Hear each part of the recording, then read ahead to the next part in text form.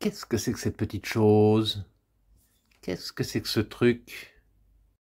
Eh ben, ça, c'est le Vostid en kilo, un couteau assez innovant que je vais te présenter.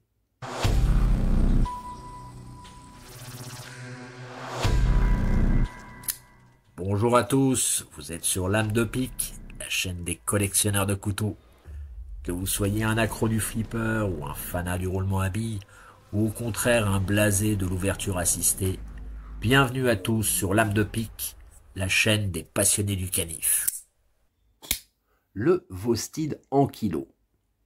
Alors, c'est un couteau qui est sorti il y a quelques mois déjà, mais que j'ai attendu longtemps avant de pouvoir acheter, parce qu'il n'était pas encore disponible en France, et sur les sites à l'étranger, eh ben, il n'était plus en stock. Donc finalement, j'ai réussi à trouver ce modèle il y a quelques semaines sur le site de Vostid. Alors c'était pas exactement celui que je voulais, moi je voulais avec le manche bleu, mais ça c'était mon deuxième choix, donc ça me convenait tout à fait. Je l'ai reçu, et quelques jours après, il était distribué sur le site de la coutellerie Tourangelle. Alors, c'était pas non plus exactement le modèle que je voulais sur le site de la coutellerie Tourangelle, donc je regrette rien, et puis j'ai fini par en plus l'acheter moins cher, donc pas de regret là-dessus. Alors pourquoi ce couteau m'intéresse et pourquoi je le voulais autant? Bah déjà j'aime bien son look que je trouve assez réussi pour un couteau EDC utilitaire, hein. On n'est pas sur un gentleman folder là, hein. On est vraiment sur un couteau qui est fait pour bricoler, travailler, faire un petit peu convenir aux tâches du quotidien, voire un peu plus. D'autre part, ses fonctionnalités m'intéressaient aussi parce qu'il a multiples moyens d'ouverture. C'est un back flipper, un front flipper, un couteau qui s'ouvre avec un thumb hole et avec le bouton du verrou, ce fameux Anchor Lock dont je vais te parler plus en détail dans quelques moments. Mais avant de voir tout ça plus en détail, on va se faire un petit unboxing reenactment, hein, une petite reconstitution d'unboxing, pour rigoler, hein, pour que tu puisses voir ce que tu reçois quand tu achètes ce couteau. Alors cette boîte, bah déjà c'est pas la même boîte que la Vostid habituelle, hein, qui est noire. Celle-ci, elle est blanche, avec ce petit personnage là, ce smiley, que les yeux en étoile tellement il est joasse. Bon, ok, oh là là, ouais, ok. Alors oui, bon, bah, c'est fun. Il faut comprendre que Vostid, c'est une compagnie qui est très récente, qui est très jeune. Hein. Ça a 3 ans, 3, 4, même pas, 3 ans. Et d'ailleurs, je trouve que c'est une compagnie qui illustre bien ce marché des couteaux. Cette économie moderne, hein, qui se passe, qui est mondialiste. Hein, c'est fabriqué en Chine, sur des designs et des compagnies qui sont aux États-Unis ou ailleurs, hein, mais avec des aciers qui viennent d'Allemagne, qui viennent d'autres pays. C'est commercialisé, ou en tout cas, on en fait la promotion essentiellement, non seulement sur Internet, mais surtout sur les réseaux sociaux, comme YouTube, Instagram. Je crois que c'est vraiment l'exemple typique d'un segment de marché qui a explosé grâce aux réseaux sociaux. Les couteaux, c'est vraiment grâce à la popularité des chaînes et puis des comptes Instagram que ça s'est complètement démocratisé et que les gens ont vu qu'il y avait du fric à faire, et voilà. Hein. Enfin bon, parenthèse socio-économique fermée. Alors, eh ben, qu'est-ce qu'il y a dans cette boîte? Alors, voyons voir, qu'est-ce qu'il y a dans la boîte? Une deuxième boîte. Bon, boîte métallique, de belle facture. Ouais, on a une petite sensation, un petit feeling de premium. L'impression d'avoir un écrin, hein, un bijou là-dedans. Hein. Allez, eh ben, qu'est-ce qu'il y a dans la deuxième boîte? Un étui à lunettes, un étui à couteau. On va voir ça après. Alors, on a quoi? Hop là, une petite carte avec le petit smiley et Vainqueur, ça c'est le nom du verrou. Hop, on a l'éclaté du couteau et c'est marqué Switch, open the joy. Ouais, ok. D'accord. Vosted Patented Vancore System. Lock-in Pivot Fidgetable and Secure. Tu peux jouer avec et puis c'est safe. One Piece Lock. Ok. Un verrou d'une pièce. C'est milled. Enfin, ouais, d'accord. Ça vient d'une plaque de 5 mm d'épaisseur qui était fraisée en CNC. Voilà. Ça utilise une plaque Anchor et une connexion magnétique avec un double système de sécurité. Déploiement multiple, ultra fidgetability. Donc c'est fidget toy par excellence, en plus d'être un couteau safe. Switch open the joy. Ok, d'accord, on a compris. Switch open the joy. Qu'est-ce qu'on a d'autre? Oh, un autocollant. Switch open the joy. Ok. Alors qu'est-ce que ça veut dire, switch open the joy? Swish, ben, je pense que c'est le bruit de l'ouverture d'un couteau. Open, ouvre the joy, ouvre la joie. Ouais, bon, je trouve que c'est un slogan un peu bizarre, hein, un peu tiré par les cheveux. Swish, open the joy. Je suis même pas sûr qu'en anglais ça veut vraiment dire quelque chose. Hein. Ouvrir la joie, bof. Je sais pas, si vous avez une idée, ça m'intéresse. Qu'est-ce qu'on a d'autre? Un patch. Switch, open the joy. Comme si on n'avait pas compris. Ok, d'accord. Bon, sympa, hein, mais ouais, c'est très, très jeune, très fun quand même. Hein. Et puis, qu'est-ce qu'on a là? Une pièce détachée. Oh, attends. On va voir ça plus en détail. Alors, qu'est-ce que c'est que ça? Est-ce que ce serait un deuxième bouton du button lock? Non, pas du tout. C'est un beads. Regarde-moi ça, c'est un beads. Pour mettre au bout d'un... Et puis... c'est n'importe quoi. Donc c'est un beads pour mettre au bout d'un paracorde avec le petit smiley. Switch, open the joy. Et puis derrière, il ricane. Bon, ouais, c'est pas mal, quoi. Ça renforce le branding du couteau et de cette ligne. Pourquoi pas? Écoute, pourquoi pas? Bon, j'aurais préféré avoir des petites pièces détachées, des vis en plus ou quoi. Bon, ok. Qu'est-ce qu'on a d'autre? Bon, bah, on a le petit, ok, le petit chiffon micro-texturé. Très bien. Alors, c'est étui. Bon, de belles factures, hein, avec un petit patch là que tu peux enlever. Maintenant, qu'est-ce qu'il y a dedans? Voyons voir la bête. Oh. Precious. Ah ouais. Alors, quand même, non. Tu vois, alors là on rigole plus par contre. Parce que dès que tu l'as en main, tu sens que t'as... Ouais, t'as vraiment un truc là qui est parfait, qui tient bien en main, hein, et puis qui a son petit poids. Alors, qu'est-ce que c'est que ça? On a un couteau qui fait quoi? Allez. Un petit peu moins de 20 cm pour 135 grammes. Alors, on est quand même au-dessus de la barre fatidique des 120 grammes pour les couteaux EDC, mais c'est un utilitaire, hein, avec plaquette en alu et puis cette grosse lame. Alors, cette lame qui fait 3,4 mm d'épaisseur, ce qui explique ce poids un petit peu plus important que d'habitude pour un EDC. Hein. On a un manche qui fait 1,4 cm d'épaisseur, une hauteur de lame qui est sur les 3 cm, hein, donc une belle lame. Et c'est dans un acier Elmax. Alors, Elmax, bon, c'est ces super aciers. Ça, c'est fabriqué par Böhler Uddeholm en Autriche. Tu peux aussi l'avoir avec du 154 cm, ce qui m'aurait convenu tout à fait. Mais il se trouvait que, encore une fois, les disponibilités, avec ce type de manche, cette couleur, eh ben, il n'y avait que du Elmax qui était disponible. Donc je l'ai pris en Elmax, qui m'a coûté un petit peu plus cher. Alors le Elmax, ça reste coupant très longtemps. C'est l'avantage de cet acier. C'est inoxydable. Bon, ok, je vais pas me plaindre, hein, mais disons que le 150 cm, ça m'aurait suffi amplement. La lame existe, donc ici elle est en black wash, ça existe aussi en version satin et en finition stonewash. On va voir ça un petit peu plus tard. Le manche, donc c'est cet alu carrelé. Tu as aussi deux versions avec un manche en alu lisse. Ça vient en 5 couleurs, et donc tu l'as en noir, en vert, en orange, en métallique ou argent si tu veux, et bleu. Et le verrou, eh bien donc c'est ce fameux Anchor Lock qu'on va voir plus en détail tout de suite. Et dis bonjour à Harry, et abonne-toi.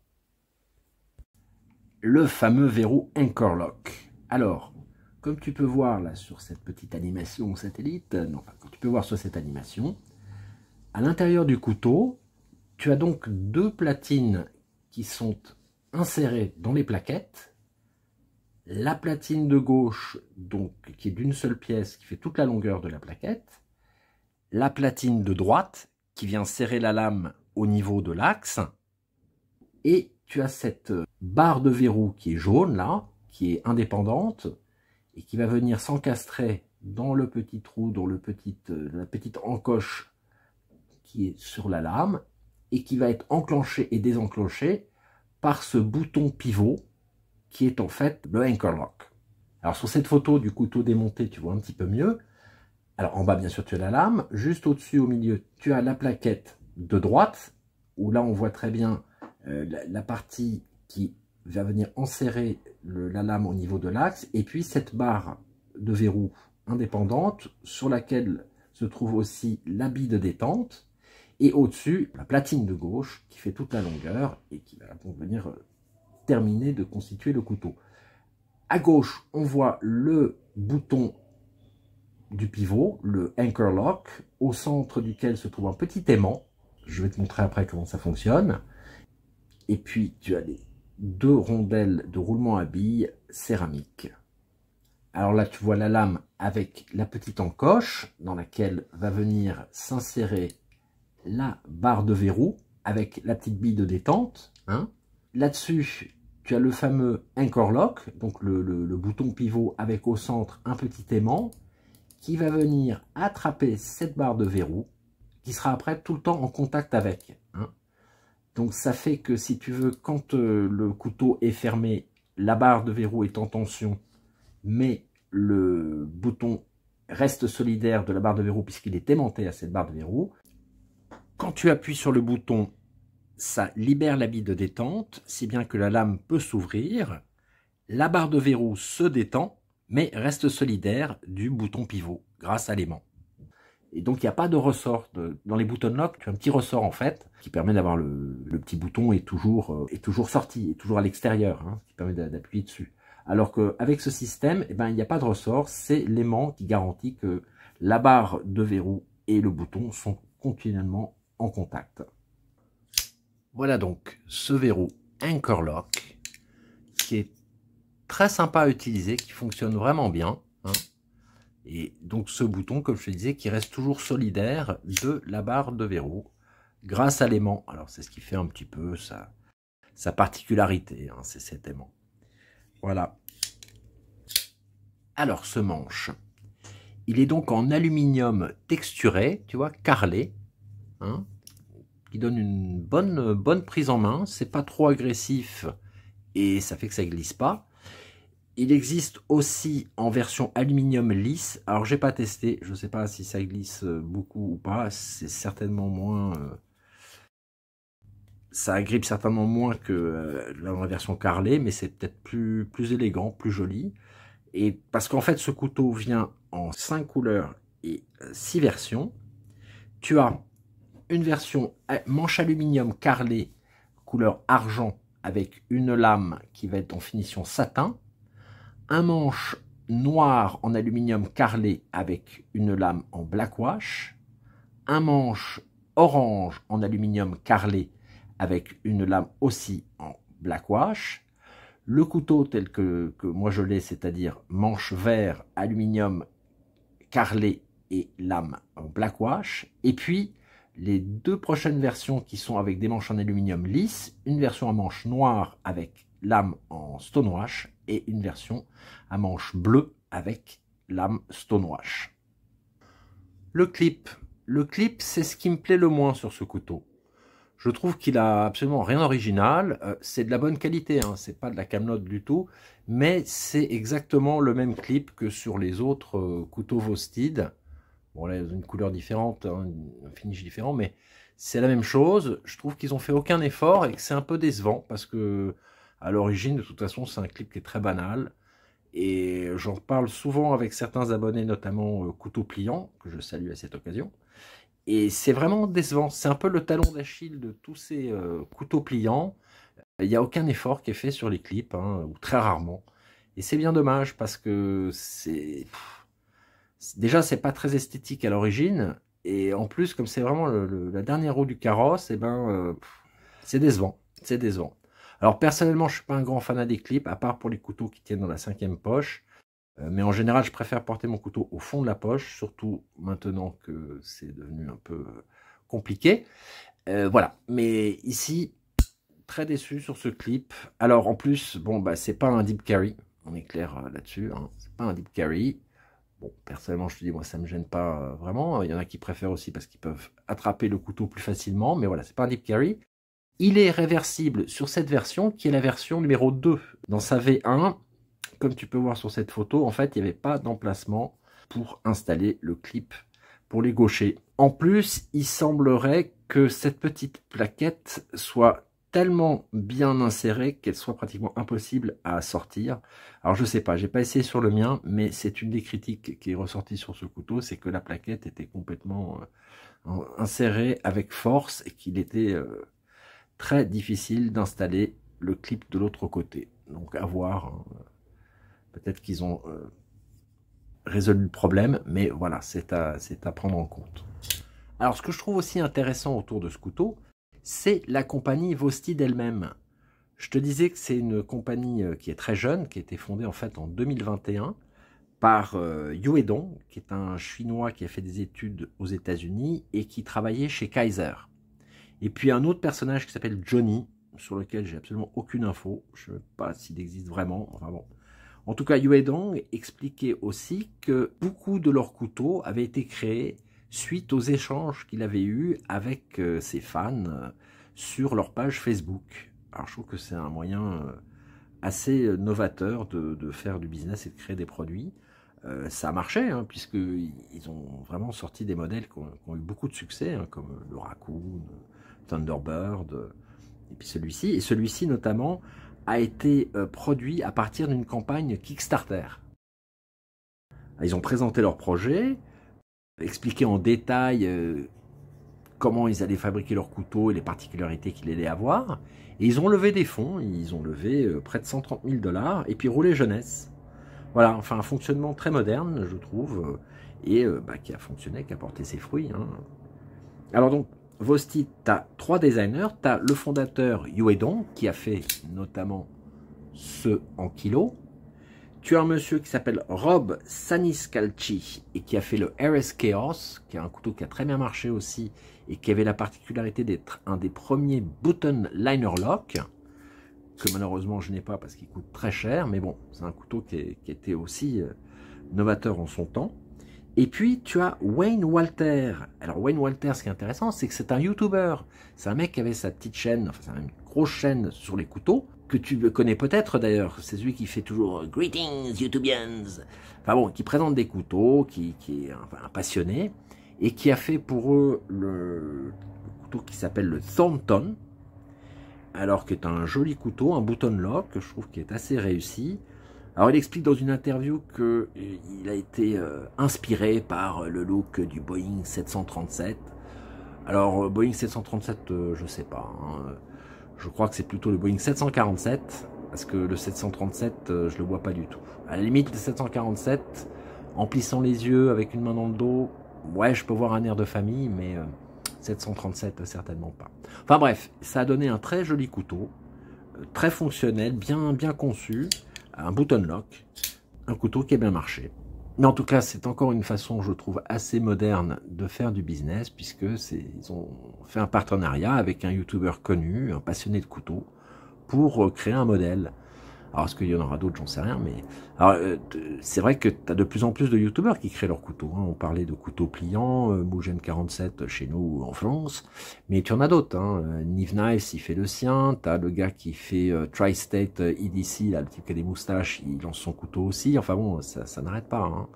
Et pourquoi pas? Pourquoi pas? C'est des gens qui sont passionnés de couteaux, qui savent à peu près ce que ce que le consommateur attend. Donc oui, je trouve que c'est une très bonne idée.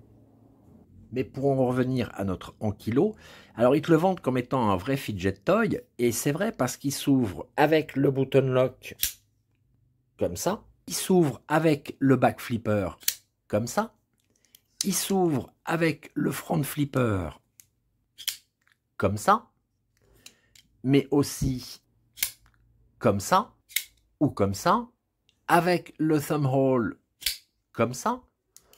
Et en reverse, à la Spider-Man, comme ça. Donc ça fait quand même 7 façons d'ouvrir ce couteau, quoi. Donc t'as de quoi passer des soirées entières devant la télévision à faire joujou avec. La prise en main, eh ben, elle est très bonne parce que tu as ce grand manche qui est ergonomique et qui se cale bien dans ton poing. Le clip, on le sent pas trop. On le sent un peu quand même, mais bon, dans cette position, pas trop. Si je vais plus en avant avec le doigt dans l'encoche, un petit peu, mais ça va. Et donc tu as aussi ce gros jimping sur le dos de la lame qui aide à la prise en contrôle et puis aussi aux travaux de précision, hein. Cette encoche donc te permet d'adopter plusieurs positions très confortables. Donc non, la prise en main, je trouve que c'est... Et puis tu vois, tu as cette espèce de ligne de petite bosse qui vient bien se mettre dans ta paume. Donc c'est bien pensé, c'est très ergonomique, c'est une très bonne prise en main. La lame, alors eux ils appellent ça un reverse tanto. Moi je dirais plutôt que c'est un chip foot. Enfin bon, ça chacun voit midi à sa porte comme on dit. En tout cas, c'est une belle émouture plate hein, sur cette lame qui est très haute, donc ça va être un très bon trancheur. D'autre part, avec cette forme, bah, tantôt inversée ou chip foot, eh ben, c'est une forme qui est très utilitaire puisque tu as la pointe qui est tout de suite là où tu veux t'en servir. D'autre part, ici, elle est donc en acier Elmax, mais elle existe, comme je t'ai dit, en acier 154 cm, qui est un très bon acier aussi, hein.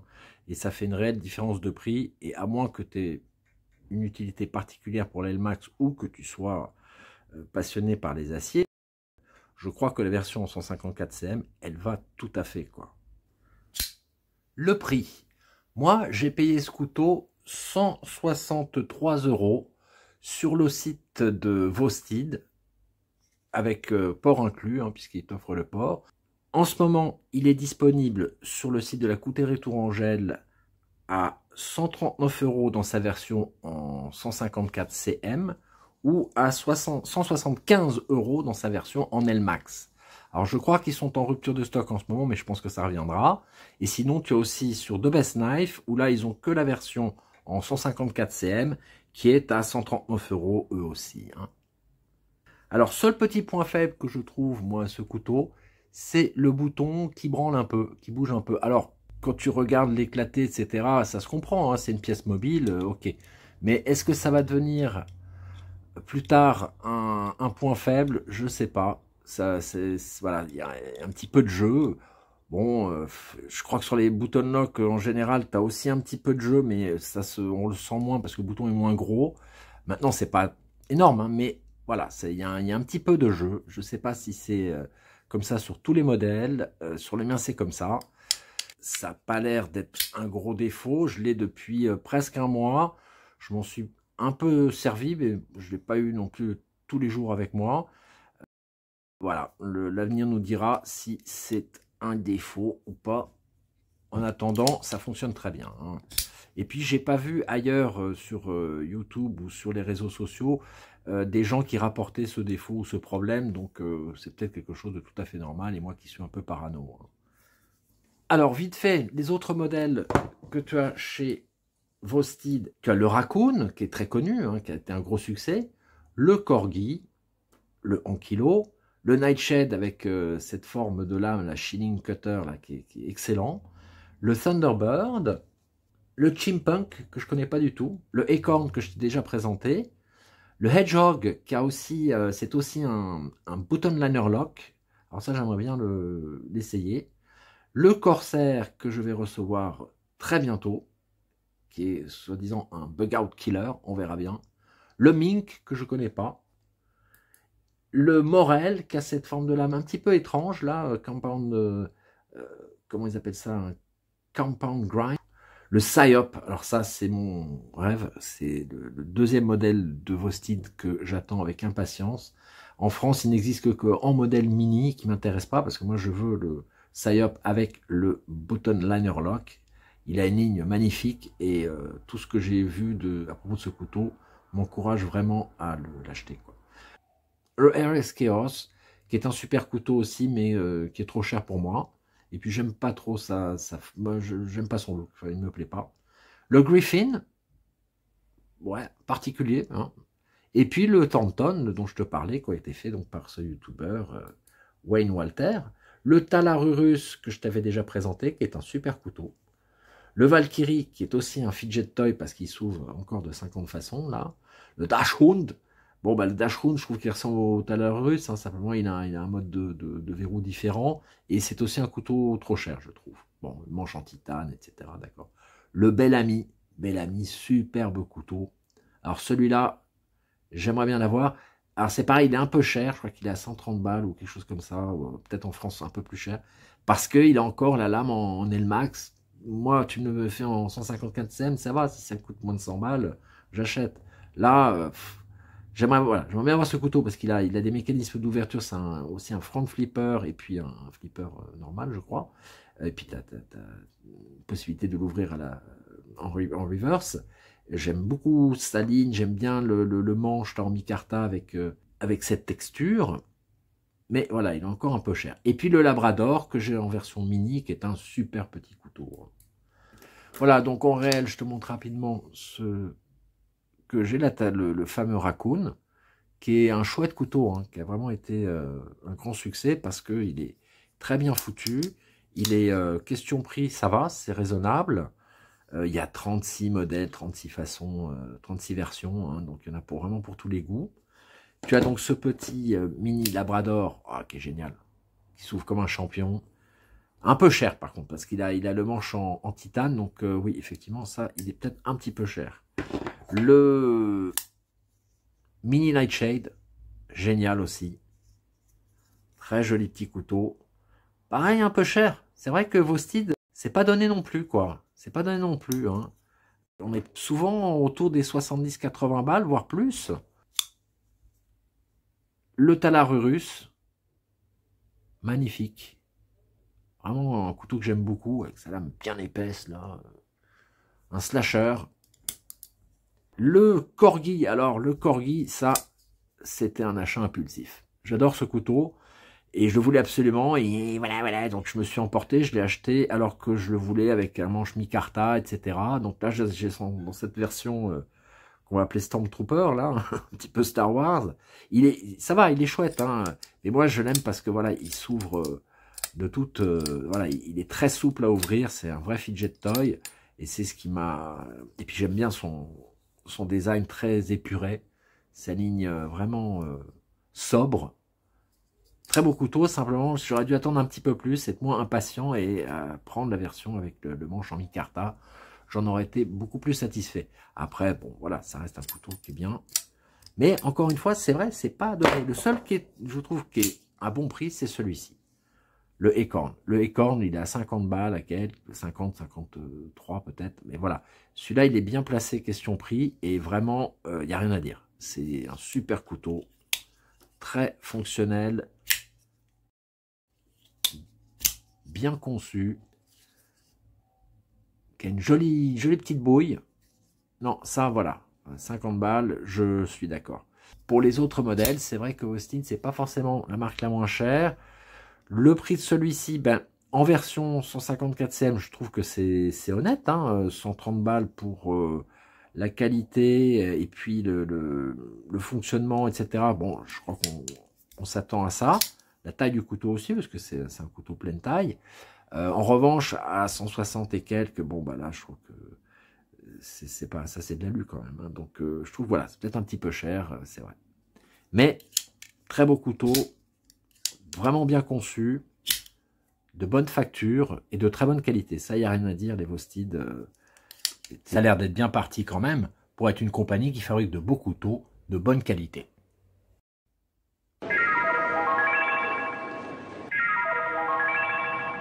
Voilà, j'espère que ça t'a plu.